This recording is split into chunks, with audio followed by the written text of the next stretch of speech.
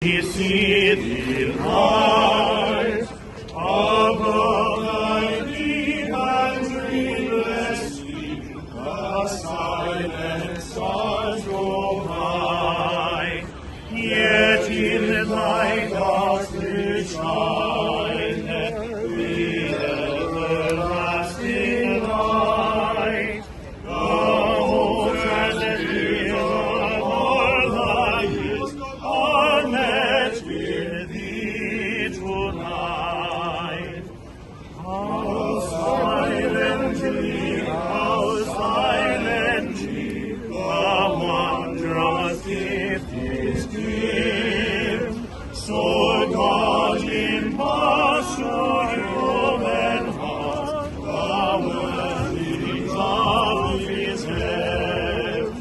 No ear may hear his coming, but in this world of sin,